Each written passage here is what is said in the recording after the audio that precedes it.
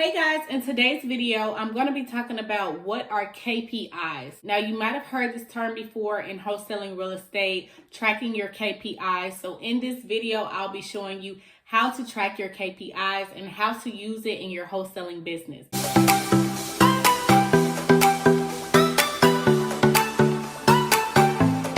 So what are KPIs? A KPI is your key performance indicator. It sounds complicated, but it's really not. It's just a document to keep track of where your deals are coming from and how much it is costing to pull these lists. So you want to keep track of every single detail when it comes to your list pulling, where the deals are coming from, and how much it's costing to get a deal. Most wholesalers are using KPIs when it comes to running their wholesaling business. As you get bigger, this is something that you do want to implement in your system if you aren't already doing it. So when it was time for me to start tracking my KPIs in my system, I couldn't find a KPI sheet anywhere. I looked on YouTube. I looked at some wholesalers' Instagrams and bios.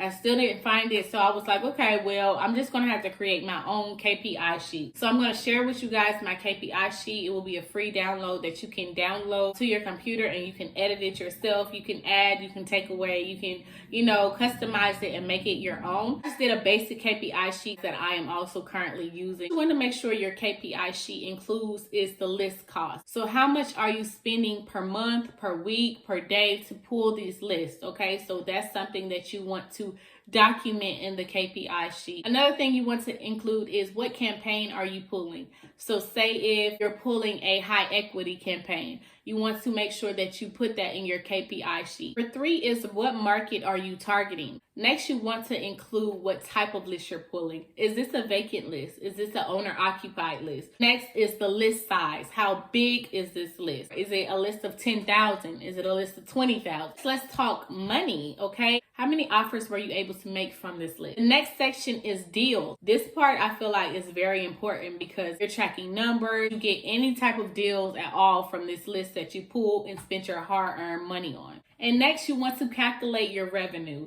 So how much were you able to make from this campaign? And this is very important because, okay, if you understand that you pulled the list and you paid $300 for this list of 10,000 and you pulled a vacant list, you're tracking everything else, and then you made $70,000 from this list, then okay, I know that I need to do this again and I need to pull these type of lists because these type of lists bring me the most money. That's the whole point of tracking your KPIs. You want to know what works and what doesn't work in your market. So if you know that you're pulling vacant lists and this list is hitting right now in your market, but these probate lists, they're not even bringing you any type of leads right now. So this probably isn't the list that I want to play around with.